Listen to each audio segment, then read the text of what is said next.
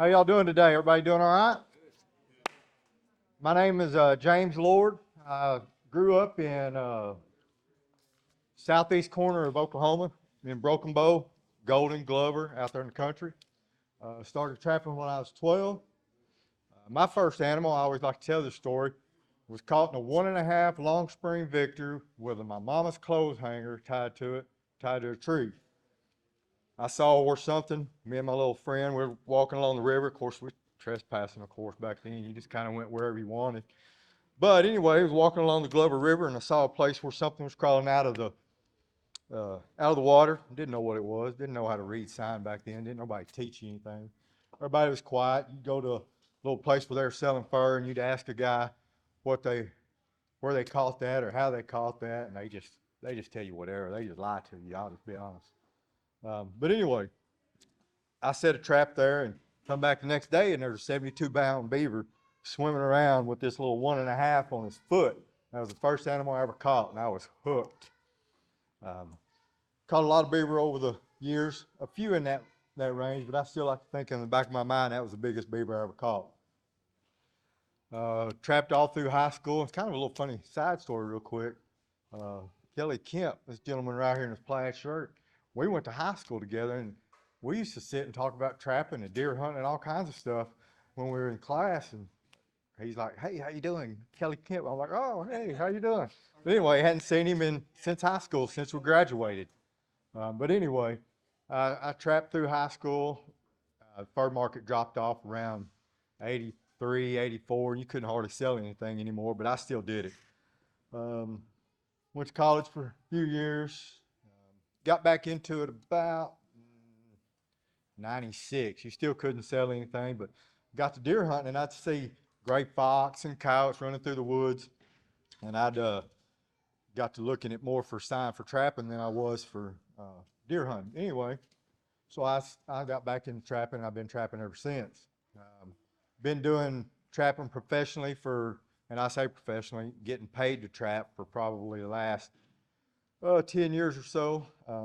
Retired from my 9 to 5, and that's all I do is help run our farm and predator control trap and beaver trap during the summer. So enough about a little bit of background about me. I'm going to cover some equipment, what I do and what I use. And some of my equipment has changed over the years as I get older.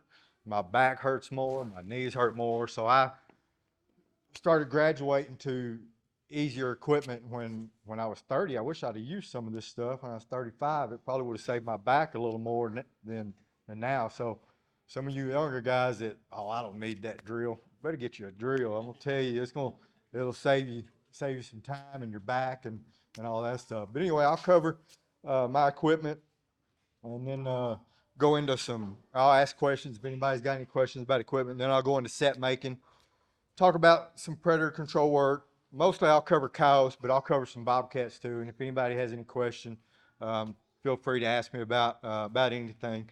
I really love doing bobcat demos, but we've had a couple already.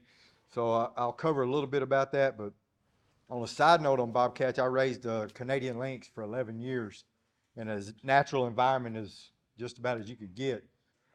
He was an inside pet, went in and out whenever he wanted, had a 60 by 60 enclosure with, it looked like this, a little waterfall and a pond, and I got to learning about how cats move and that sort of stuff by watching that Canadian lynx. And when Galen was talking yesterday during his demo, if any of you was in here, I was like, that guy knows what he's talking about, because I know I watched the Canadian lynx for years, and he moves just like that. Anyway, I'll start out with my traps. Now I'll cover my bucket. Been using a bucket since I was 12 years old. Carried all my stuff in it. Still use a bucket to this day. There's plenty of other things you can use. I do have a carpentry bag bolted to the side of it, and I keep everything, all my lures and everything in there. I carry peat moss inside the bucket with my hammer, that sort of stuff. When I'm out on the line, I wear chaps and help protect my britches and my legs from the briars and the plum thickets and stuff like that. I wear knee pads basically for protection of my knees. older you get, the harder it is to be out there crawling around on the ground. And it'll just save on wear and tear on your britches and your knees. As far as a digger tool and a driver, simple. On something like that, whether you use a bucket, your your bag, or whatever, just to keep stuff simple, you don't need 47 lures, all these different kinds in there. Keep it simple. I keep 2 sets of different lures and baits, and the only reason why is for change up. That way I don't have to go digging in my bucket for something else. If I need to make a change up because I missed a critter, and anybody that tells you they don't miss a critter is lying to you. And there's one guy out there that he swears he doesn't miss anything. But anyway, when I miss something, I want to change it up because he already visited that set. There's no reason for him to come back and visit it again if he's already been there and missed. So I'll throw something different at that set for when that animal comes back through. He's like, oh, there's something else there. So then I'll get another chance to catch him. I put everything back in its exact spot. The reason why is I know exactly where everything is. I know where my bait knife is. I know where my tool for closing my J hooks. I know which P is in which pocket, and that way I can just grab and go, and I'm not looking for stuff. Traps, they've evolved over the years. Like I said, the old 1.5 long springs are the long springs. They're still good traps, but there's a lot better on the market now, obviously. In Tennessee, we used to have to use soft catch traps, which was a rubber pad bolted onto steel jaw traps, and we just had that change a few years ago. But then I had, I don't know, 12 dozen of those traps, so I still used them. It didn't matter if I went to Mississippi, went to Wyoming or Wisconsin, whatever, I still used them because that's what I had. When we got that law changed and was able to switch, well, I started switching out my gear, so now I've got a whole bunch of these. There's other traps on the market, but in my opinion, there's very few traps that are ready to go out of the box. And I'm not trying to sell MB traps, but there's not very many traps that are ready to go out of the box that you can just go out and set. And I have literally purchased these on my way to a trip to go do some predator control work. Stop by Jeb's there in Oklahoma and take them to the car wash them off, stick them in the ground, and use them. When I go from one state to the next, I don't take my traps home and wash them and clean them and re-prep them. They go back in the tote, they go back in the trailer. I go to Texas, I take those traps out and set them. So I'm not concerned about a coyote smell on here. It doesn't bother me. The only thing that I'm more concerned about getting on a trap is the blood. If you happen to get blood, you shoot a coyote or a coon and you get blood on it, I will clean the blood off. Shock springs, I have shock springs on about 95% of my traps. It does make it longer, and yes, you can short stake one, and it works pretty well. But 2 reasons why I use a shock spring. I always have plenty of swivels. You'll get grass in there and want to bind up, and it won't swivel. But I use shock springs for 2 reasons. One, for toe catches, and the other one is for non-targets. Okay, any of you ever trapped in the South? Everybody's got free-range dogs. Everybody. Okay, I catch about 30 dogs a year when I'm trapping in the South, and I just turn them loose and let them go on about their way. The reason why I say for non-targets and for toe catches, you got this trap hard staked down. Okay, where is any give on this trap setup to the animal? What's going to hurt the worst? Okay, this trap's not giving. It's going to be on those toes and those ligaments on that animal. Okay, when they got this little bit of a shock spring, this little tension release, it helps with those tendons. It's not solidly pulling on those every time they jerk. Okay, and it also helps on toe catches where it doesn't pull the toes out. Okay, they don't. All of you, well, not all of you. I know some of you come up to a set and you got a toe in there. Well, a lot of times you can hold a bobcat by 1 or 2 toes, a coyote by 1 or 2 toes by having that little bit of give right there. And in my opinion, it doesn't put as much pressure on that toe for it to jerk off. And an anchoring system.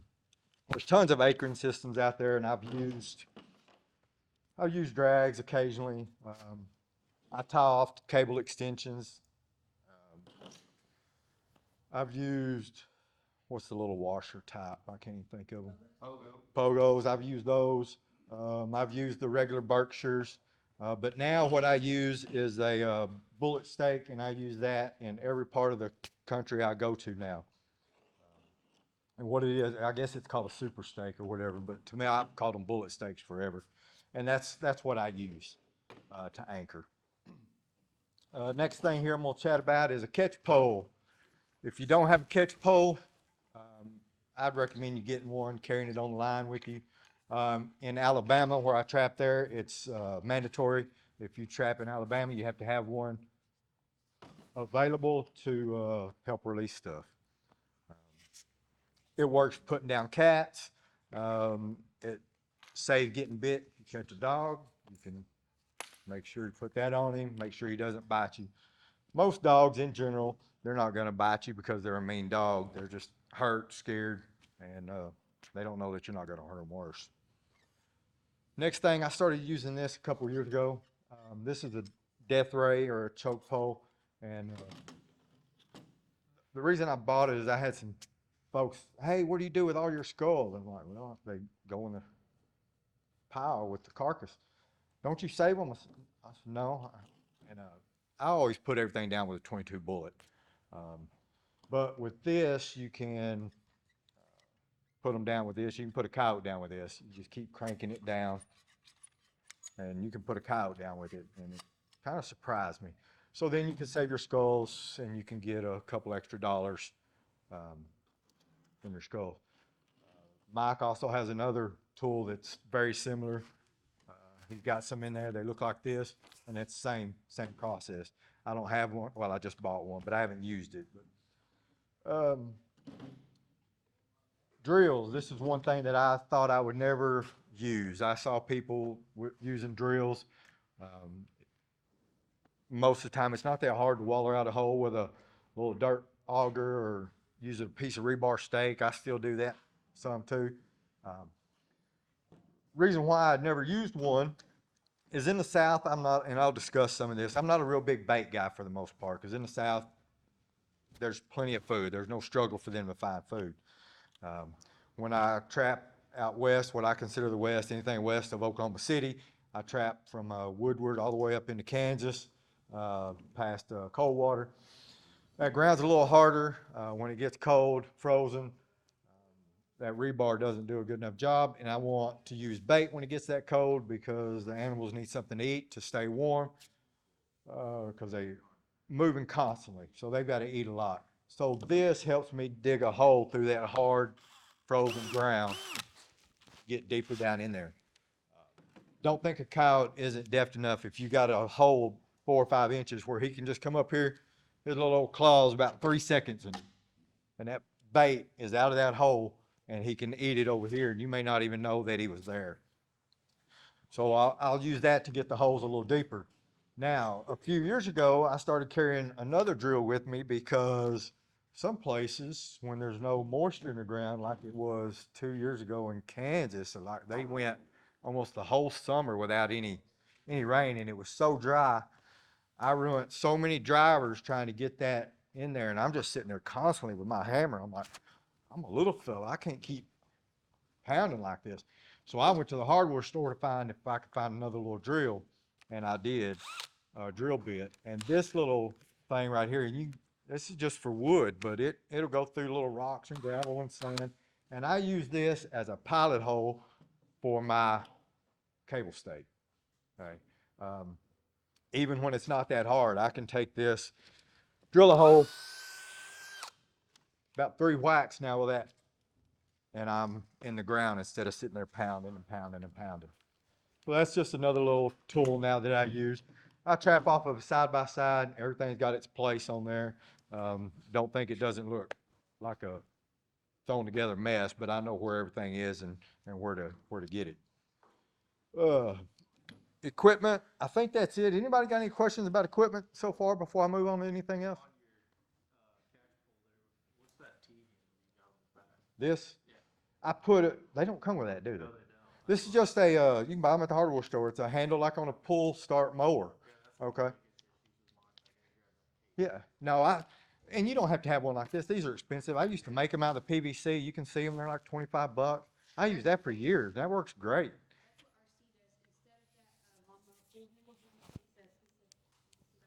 Uh-huh. Yep. And that's all that is. It's just a handle.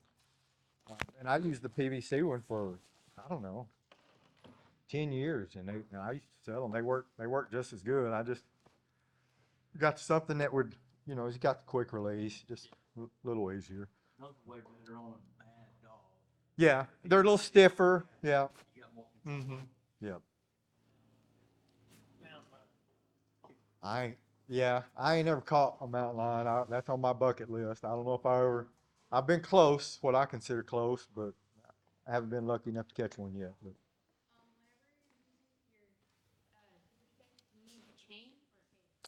cable. I did use chain for a long time, um, but it got to my back. I'm trying to pull when I'm what I call is cutting and going. When I'm leaving one piece of property, I want to go because I'm going down the road to the next place, and I'm pulling 150, 200 sets.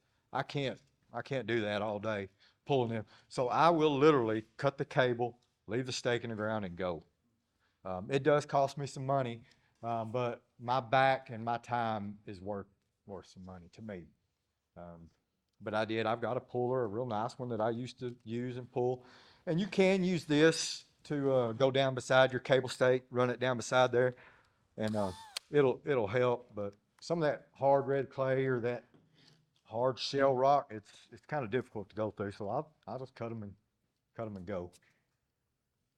Are you a wax and dye? I'm glad you said it. No, I used to wax and dye because that's what I was told what you had to do. Back in the day, you had to boil everything and wax it and all that sort of stuff. No, I use Formula One. I tried the boiling and waxing and dyeing, and I tried the speed dip where you mix it with some Coleman fuel or whatever. Um, and then I switched to Formula One. That's what I use. It's a water-based dip. Um, Most supply houses carry it. You mix it like 2 to 1. I mix it thinner than that. I actually go 3 to 1 and dip my traps in it. I pressure wash them, dip them, hang them up, and use them the next day.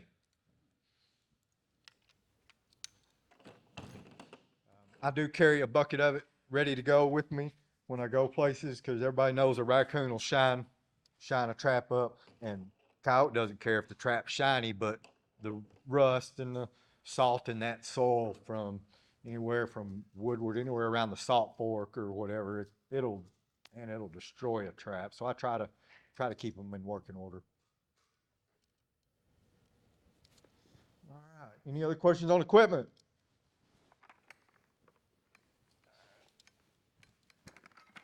Types of antifreeze product you Uh,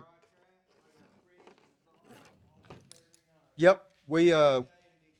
Yeah, we deal with that. Probably everywhere I've trapped dealt with freeze thaw, other than Wyoming. It froze there and just stayed froze, so it didn't matter. It is better to a certain degree. When I trapped northern Missouri, I've got a property up there I trapped. It's the same thing. You are literally chopping your trap bed out with a pickaxe, just to be able to get it in there. Um, I'll use if I need to. I use peat moss. That helps a lot to keep from the freeze thaw. It does keep the moisture, help keep the moisture coming up from in the ground and freezing your trap to the ground. But if I'm in an area where you're going to get a rain and a hard soaking rain, and then it's going to freeze, the weather's changing, I will mix flake antifreeze. I try to stay away from the salt stuff if I can because deer, cows, everything else will just stomp your sets. So I try to stay away from anything that's got a lot of salt in it. But I'll mix flake antifreeze with my peat moss, and that works great. Even in the South, I'll use peat moss. There's a peat moss is hard to beat. I used hulls. I used wax dirt. It's heavy. You got to carry a lot of it. Um, when you make, I don't know, 1,000, 1,500 sets a year going from place to place to place, that's a lot of wax dirt to make or buy. And I can buy 4 bales of peat moss early in the summer, open it up, let it air out a little bit where it dries, and I'll just take a couple with me and use that. Now on predator control work,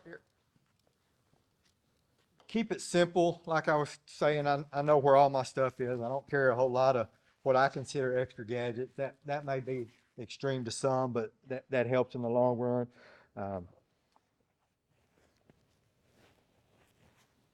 Um, on sets, 90% of my sets, for the most part, I do two sets. I'll make a dirt hole. Everybody knows how to make a dirt hole, so I'm not going to do a dirt hole. And the rest of them are flat sets or variations of flat sets. A flat set is so overlooked. I know a lot of people that's been doing it a long time use flat sets, but that set, there are so many variations of that set on a flat set. It's just tremendous what you can do with that. From rub sets to, I mean, you might say it's a rub set. It's still some type of a flat set. Flat set between a dirt hole, for those of you that don't know, a dirt hole is where you are mimicking where an animal had food cached and they dug it out and ate it. That is generally what the dirt hole is mimicking. A flat set is blended. It's like you can't tell that any animal's ever been there, other than an animal can tell by what you leave with the smell, the lure, the bait, or whatever, or the urine. And you can use bait at flat sets, because I have, and it works just fine. What I'm going to do, I'm going to go through 2 different types of flat sets that I use, and then talk about habits or whatever. And then if y'all have some more questions, just feel free. Okay, I'm gonna do a no-no that everybody has probably heard. You will scare coyotes away by putting stuff in an area that doesn't look normal to them, or they're not used to seeing it. They'll shy away from it. Well, I beg to differ on something like this. This is a top of a post that's cut off with a hole drilled in it. They see fence posts out there laying around all the time, so it doesn't, in my opinion, this doesn't spook them. Okay? This literal block of wood right here has caught animals in almost, I don't know, 7 states. This same piece of wood. I have 4 or 5 of them, but this is my favorite. Anyway, you can drill a little hole in there, and it's got some sheep wool down in there, and I can put some gland lure on it or whatever, and I'll bury this.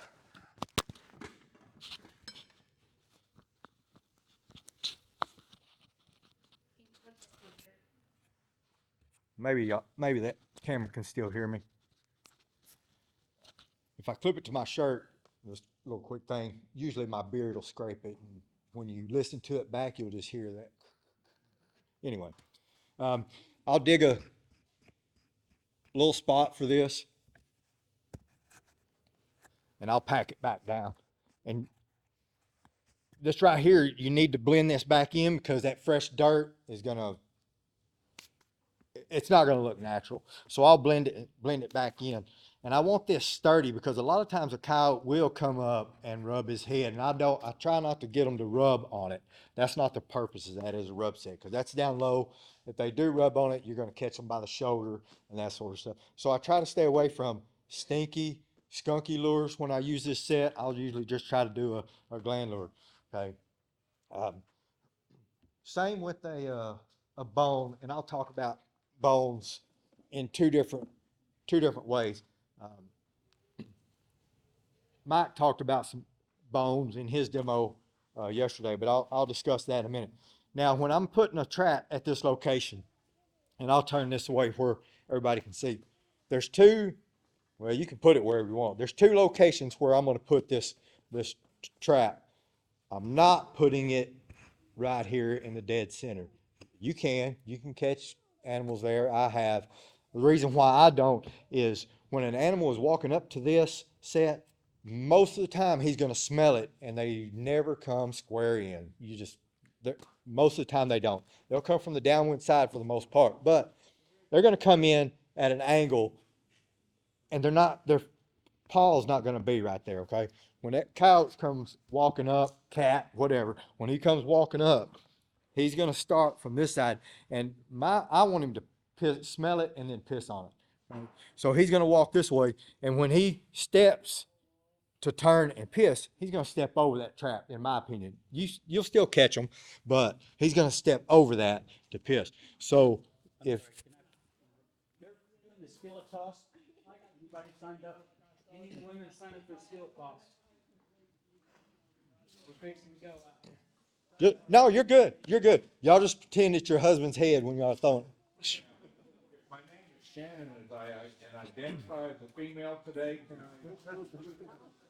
So the two places that I'm gonna put this is here or here, okay? And the reason why I do that, just like I said, when he steps over, if I miss him when he's coming from here and he goes to step to urinate on that, or a female, they'll turn and piss on it as well. Then when they turn and put that foot, it's over there. So I'm gonna go ahead and I hadn't seen too many people actually. Y'all go ahead and laugh at me, set my traps with my feet, I don't care. I can't do it with my hands. I'm not stout enough. So,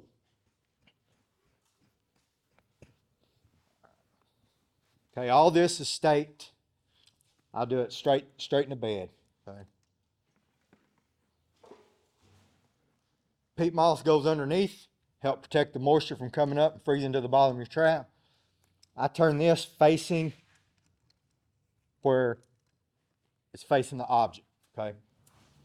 Two reasons for that. I want this loose jaw to be able to come up and catch. The other reason is gray fox and coyotes are the worst for digging like this, okay? I don't get to trap very many red fox. We just don't have very many of them, but I deal with gray fox and coyotes quite a bit, okay? When they go to digging at a hole or anything like that, you don't want this loose jaw facing your hole. The reason why, and I'll just do it from backwards. When he goes to digging, and he catches that loose jaw, okay, he's gonna flip your trap up. That loose jaw will come up a lot faster than this back jaw will, okay? So, all of you heard, bed it, make it solid. That is so true. In my opinion, that's the next best thing to location, is making sure this thing is bedded solid. Because if it's not, a coyote, if he steps anywhere on here and something moves under his foot, a fox is the same. They don't know what to trap, but they're curious what moved under their foot. They may think that mouse done got him a little hole over here, and they're going to go to digging, okay? You come back and you see your trap like that. Sometimes it's a coon. A lot of times it's a coyote or a fox that just done that. So I'm going to put it right there. Now, the higher your object, the closer this needs to be to your smell. The reason why, if you put your smell up here, I think Mitchell was talking about it, you put your smell up here, their feet have to be more directly underneath their head if they're smelling or rubbing or whatever. If it's down low, back just a little bit farther. I don't get caught up on the 9 inches, 2 inches, 6 inches, 8 inches. It's more of a I started to say educated guess, but it's not. It's more education, being out there so much and being taught where the animal's going to step. Every set is different. Some I may need to put it right here because I've got a little natural clump of grass right here. It's going to block him. Okay, I'll look for little things like that. Maybe there's a little rock sticking up, and I don't want him to step on that. So I'll put it right beside it, and I'll put something on that rock. And don't think a coyote or a fox or something won't step on a little solid something just to give him a little bit more of a perch to look into something. Any questions on trap placement before I move over? Right here. Well, I turned it this way thinking I was going to make it that way, but right there.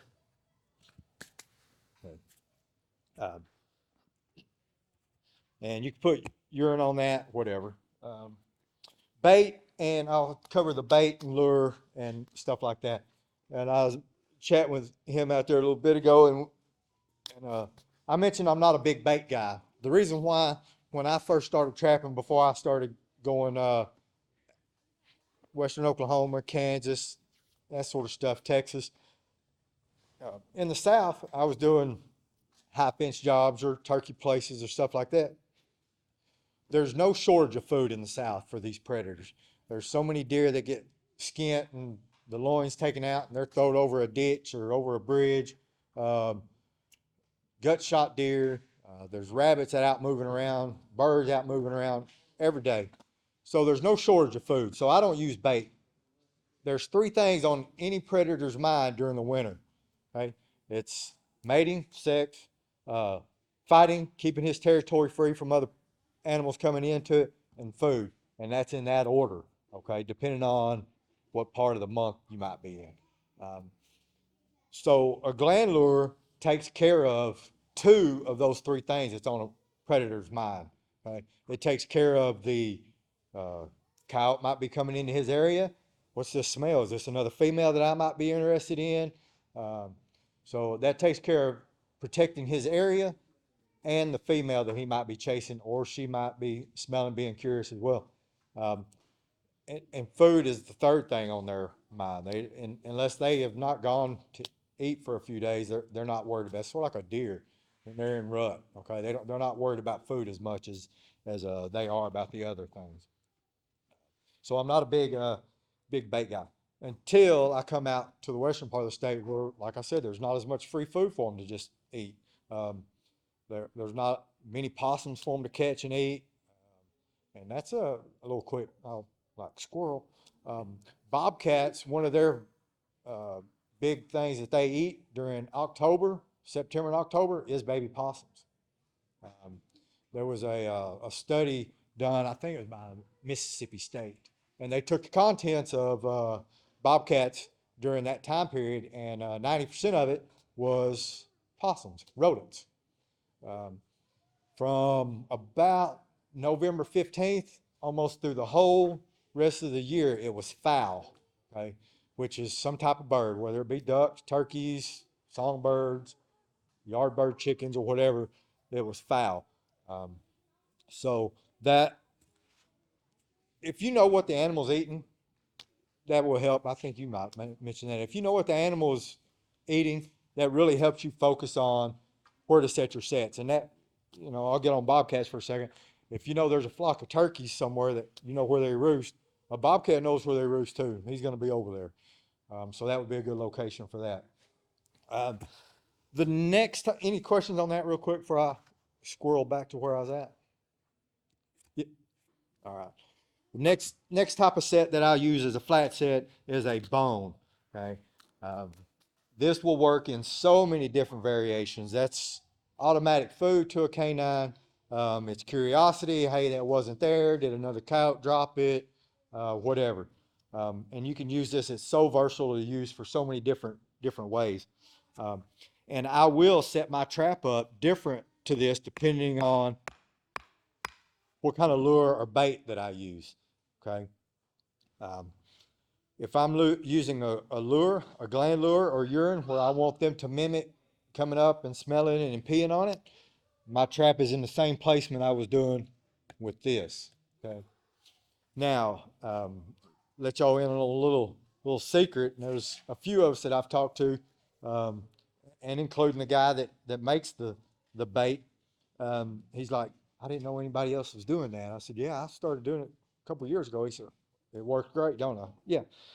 It is a liquid bait that you can purchase and use it, and I squirt it on these bones as bait. And when I do that, when I'm going to use that, I put that trap and I bury it just like that, like I would a dirt hole. It's going to be basically square on a few inches from here, because in my mind, what he's going to do, he's going to come up whichever way he does, and he wants to take that with him. I try to keep some blocking back here where they can't come from the back side and just steal my bone from the back, but Kyle, you're going to have some stolen. I've had a lot of them I come up to a set and there's a coyote ringing around, but my bone's gone. Well, there was another coyote with him, but he didn't go to this set. He was more worried about what this coyote was doing, and my bone would be gone. Um, One interesting, just another little squirrel side discussion on that. Running down through there, and I had a coyote in a set, and I look over there, and there's a calf leg bone. Rancher just happened to be with me. He's like, "Well, I don't have any calves dead. I'm not missing any." Well, come to find out, he made a phone call. And this coyote had this calf leg from a pile of dead cows from, it was over a mile away. So that coyote was running from that distance with that calf leg in his mouth and come by my set, decided he wanted like that gland lure or whatever it was, dropped the calf leg and got caught. Well, I kept the calf leg and I used it in 3 different states before it finally got destroyed enough that I couldn't use it. But bones is just a great attractant for an animal. And every pile that I come to that I can find, I take them because you'll bust the tops out, they'll break, trying to get them in that hard ground. You can also use a stake to put your little hole to get them pre-started. But I just collect a lot of them and use those.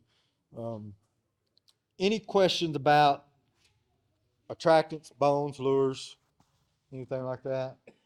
What's your take on red fox laying lower or red fox laying lower? It is probably the best gland lure to use, in my opinion, a red fox gland lure for a coyote or a bobcat. They're the bottom of the food chain, so to speak, on the hierarchy of predators. Coyotes want to kill them, and bobcats aren't scared of them. So there's no intimidation factor. I don't use much coyote gland lure because of that. I want to catch the young ones and the finicky, scared ones too.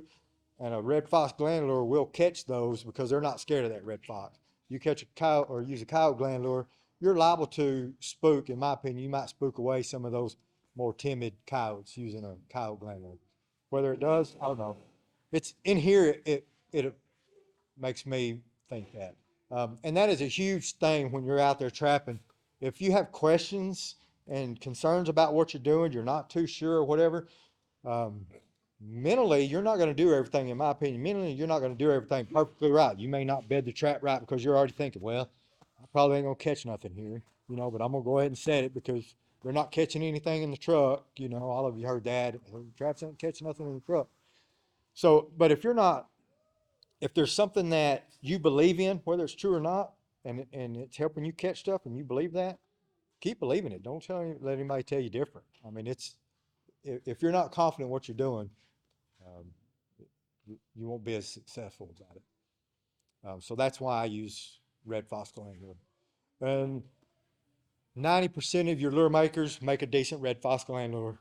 So I mean, it's probably the most simple, and I'm not a lure maker, but it's probably the most simple gland lure out there to make, or lure to make, is a red fox gland lure. Hey James, even if there aren't foxes in your area, you still will use red. Yes. Yeah. I use bobcat gland lure at almost every single set that I make for a bobcat, and I use bobcat urine. In my opinion, that sets the animal at ease. Most bobcats aren't as protective of their area. Some males are, but they're not as protective as like a coyote is, where a coyote will chase another coyote for a mile. Bobcat, I don't see that in bobcats. And the reason why I say that is I raised that Canadian lynx, and he was intact. He wasn't fixed for 11 years. And I could put a bobcat gland lure out there, and he didn't care. He just run right up there and do his business. And I could talk about how he worked his way around to get to a set. Galen mentioned it yesterday, and that's kind of what I was saying. A bobcat will not work a beeline straight to something. They work eye appeal from their eyes first. Their next sense is their ears, and then their nose. And that's how they'll hunt. Where a coyote's feature is his nose. That's their biggest feature. That's what he uses the most. So you use that feature against him, gland lures and that sort of stuff against him. Back on the red fox and the coyote gland lure. I raised red fox for a long time. I raised a beaver too. So anyway, I raised these animals, and they taught me a whole lot more than reading a book listening to somebody sit out here and tell you what an animal's gonna do or what it's not gonna do. Anyway, I raised red fox. They are scared to death of bobcats. I don't know why. Um, I would put a bobcat gland lure out there, and it would take that red fox 20 minutes before he would get the courage up to put his feet close enough to put his nose to that. I mean, he would stretch as far as he could before he'd fall over, and he'd still be way back here, just trying to smell it, but he didn't want to get, he could tell it was bobcat. He didn't want to get close to it. Anything else, red fox, he just beeline right to it. Whether it's another fox gland lure, coyote gland lure, didn't bother him. He just ran right into it. Probably about the only animal that I did not raise is a coyote. I raised mink. Taught me a little bit. We just don't have the mink to catch. See, beaver, a little sidestep. I know we're not doing a beaver demo, but I learned quite a bit about beaver for a little quick step. How many of you ever used the dive stick for beaver? Nobody? Okay. I started to say, well, there ain't no sense in talking about it. Ain't nobody ever used one. Anyway, a beaver knows every stick that's in his little area, every log, everything that's in there. Don't think they don't. If you do ADC beaver control work, you'll find out quick enough that they will shy away from stuff. Anyway, a beaver comes through here. He's got this log. He dives under it, right? Okay. You change this log up for him because you want to put a dive stick under there. That beaver ain't going to just dive. Right? Don't think he's going to. He's not.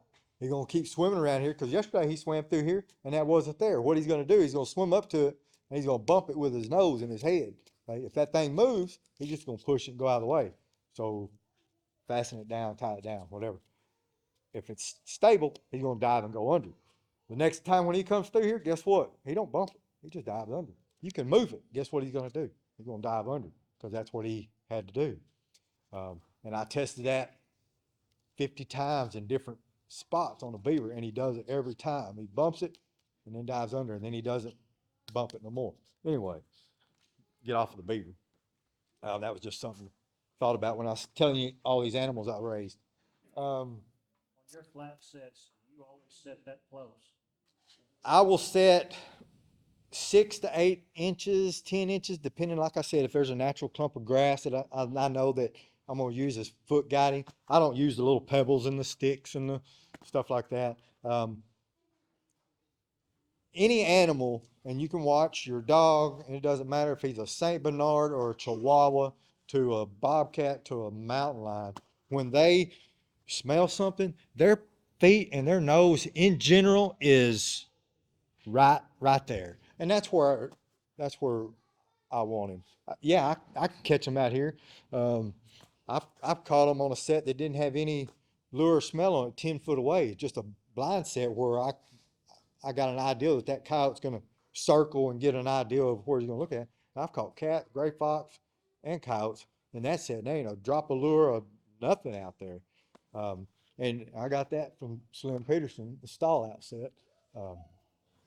But yes, I do. I set up just about as close as I can to where I don't have to worry about him catching that. If he digs at something, catching that trap. Like I said, I don't get caught up in the 9, 2, offset, whatever. I just set where I believe he's going to step. I miss him. Everybody misses him, but.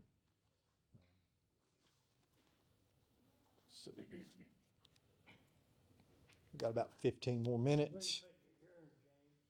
If right here, yeah. If I do that, even if I do a dirt hole, everybody's done a dirt hole, but even if I do the backing, I'll put it on the backing. Now, what I will do, and this is one thing that is big about cats and predators.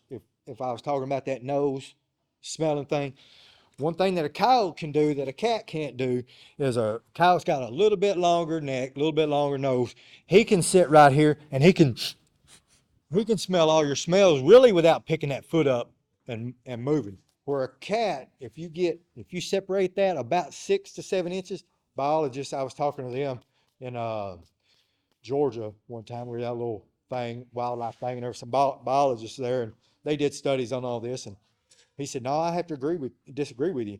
He said, it's about 11 inches. I said, well, you can disagree with me all you want, but I said, I watched my Canadian lynx I said, it's about 6 inches where you put another smell there for him where he can't reach it. He has to actually pick his foot up and make another step to smell that.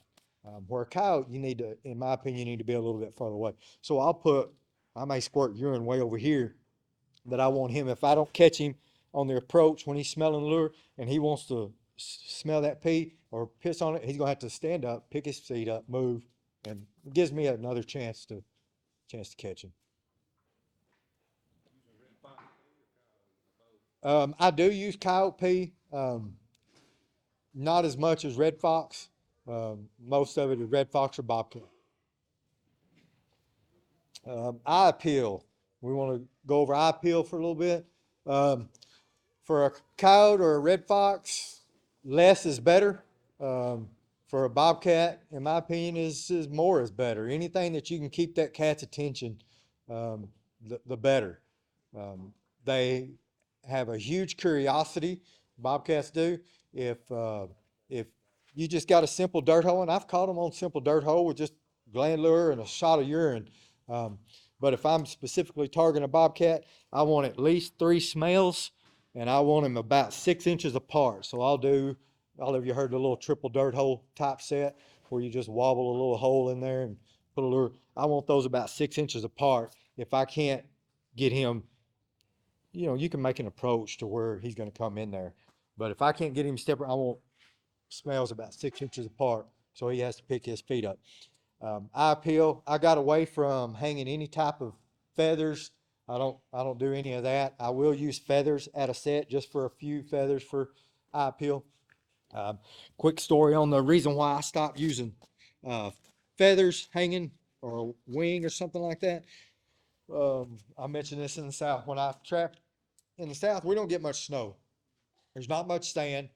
You don't get to see the tracks and the movements of the animals as much as you do if you get a snow. Well, we happen to get a light snow. I called into work. I'm not going to work. I'm going trapping. So, following along through there and followed this bobcat track. He's walking down this straight bean field edge. The edge is just straight as it can be. But is he walking straight? Nope. Walking down through here, zigzagging across this track, stepping over that stubble, walking this way. Then all of a sudden, his track gets straight as an arrow, right hugging the edge of the bean field where it wasn't cut. And he starts hugging the edge of it. Okay, then he cuts in right there, and I thought, I might have this bobcat right here. And of course, when I get up there, there's no bobcat. But guess what I do see? My feather on the ground with cat tracks and dirt and snow everywhere, because this bobcat saw my feather. He stopped, slinked to the edge, went around behind my feather, jumped up there, got my feather, and he played with it, and he took his tail on back through the woods. I'm like, no more feathers for me. So that's when I stopped. They have their place. You can catch them. You can use that for eye appeal. I say no more for me. There's an exception to everything. There's a property I trap in Kansas. I can't trap over that fence line, and there's a draw runs along the edge of that. And I know there's cats in there. I can hang a feather from this T-post, and it's just fluttering, and I can draw a cat up out of that draw to come over there. But in general, I don't use the flagging. I use his curiosity against him right there at the set. Location is more crucial on a bobcat than it is on a coyote. You can literally be off target 2 foot on a bobcat and miss him. Another quick story on that. I had a guy from Indiana trapping with me, and he's a coyote and fox trapper. Never caught cats, but he wanted to come down and catch some cats. I said, come on down. So we come through this. Everybody's seen your typical crossing over a little ditch. You got your little culvert and growed up weeds and clumps of grass that the farmer doesn't bush hog or whatever. So we come across this 2-track, across the culvert, and there's this clump of grass sitting out that had never been bush hogged. The weed line comes through here, and it's shapes like this right here. Okay, and it goes on onto the field. Well, the guy that I was trapping with, he said, "I'm gonna put a trap right there." I said, "Well, if you do," I said, "go ahead if you want." I said, "But here's where you need to put it." He said, "But nothing will see it out there." I said, "Okay, dude, do what you want. So he sets it out there.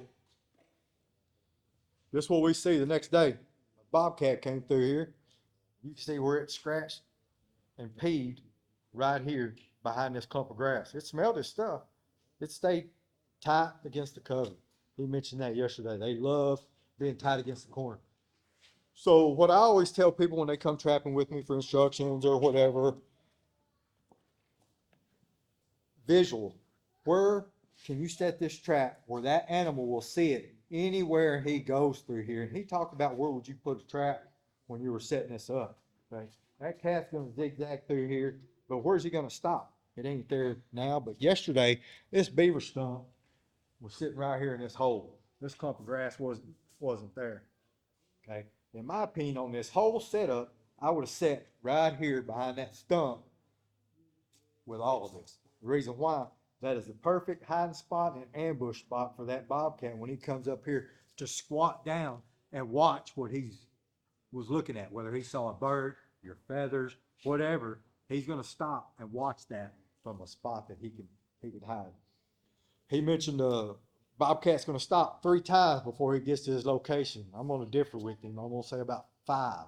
Okay, I would place a lure for my Canadian lynx to check out. He saw me do it. We played this game for years. He knows there was something there to smell. He still didn't run up there and just smell of it. Okay, that cat would sit and he would wait and he'd look.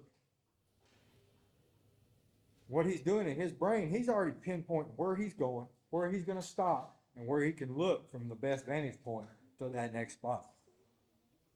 When I saw that bobcat in the snow where he was just meandering down through there, just checking, looking to see if there's something sticking out in the bush, if he sees a rabbit or whatever. But when he saw something, what did he do? He got tight to cover and then snuck in behind my lure and my scent. So that's what they're going to do. So if you can put that set where it's visible from anywhere out here, then you have a better chance of catching them. Everybody sets them at the, 2-track intersections, or cut through the woods in a low spot, whatever. All those places are great. They're great. You just need to pick that spot there, and I'm not exaggerating. You can be off 2 feet. You need to pick the spot that he can see it, whether he's on the high ridge of that little low spot or if he comes meandering through the dry wash or the ditch line. If you think about that, you'll catch more cats. Like I said, on coyotes, 2 tracks, cattle trails, corners, fence posts, are all good. One place you don't want to set for a coyote is an inside corner. That's not good for any predator. Yeah, you'll catch your coons and you'll catch some possums and stuff like that. But in general, inside corners, well, let me back that up. For your canines, inside corners are not good. They're going to cut across. Your cats will stay and slink in. What I don't like is outside corners for bobcats because they will slink in behind you. So I got a little contradiction going there. Let's see, other locations. Well, we'll just ask some questions. We got what, 5-10 minutes left? Yeah. We got any other questions about anything? I don't mind. What about some cleanup sets to keep undesirables out? That's what I use my dog proofs for. When I'm on a predator control job, for the most part, if that's what we contract in, I'm catching raccoons and stuff for them, possums or whatever for nest raiders.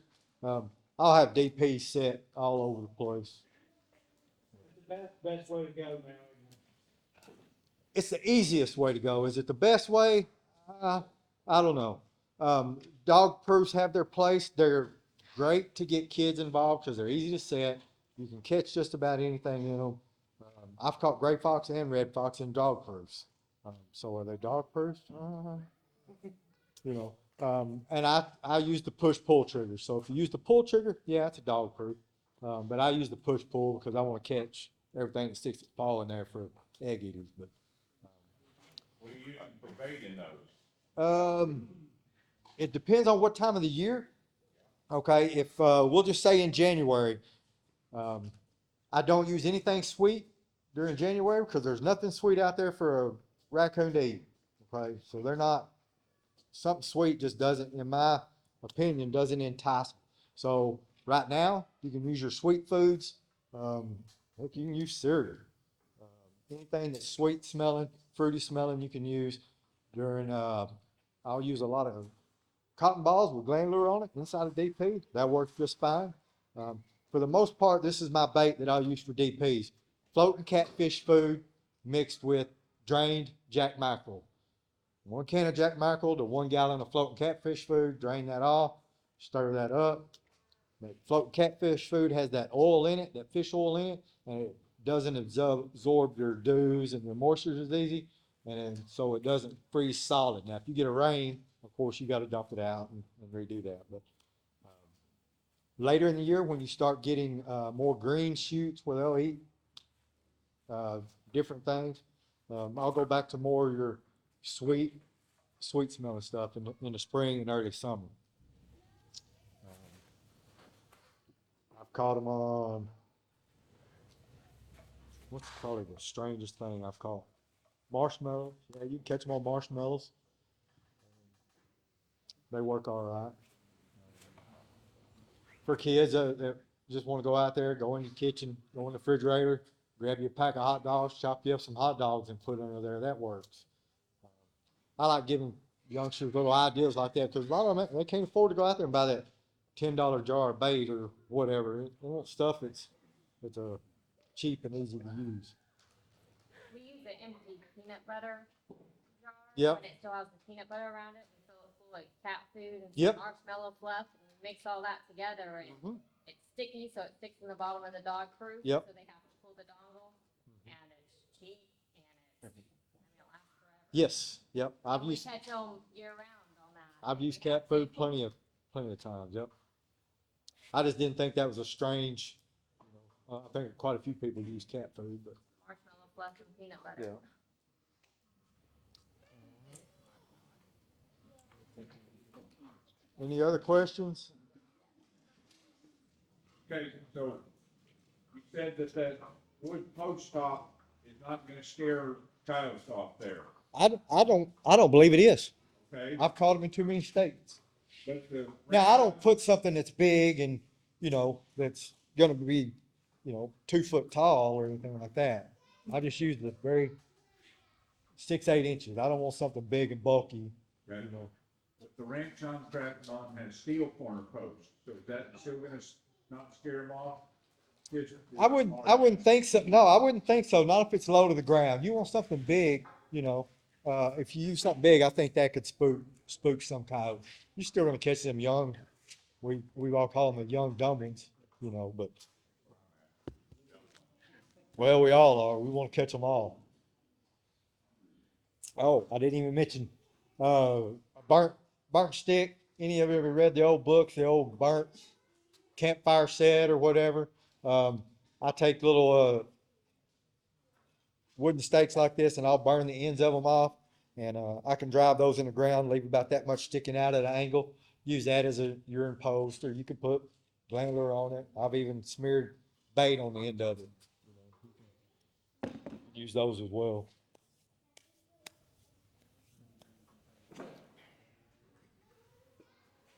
Very good, thank you. Yep, thanks y'all.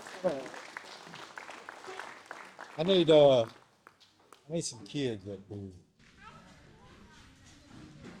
There's another little young boy I saw here. What about you? There's the other one. I know it's all YouTube. I know it's all YouTube stuff now, but. Close the moon. Do you need help? I think I'm good. I appreciate it, Joe. Thank you.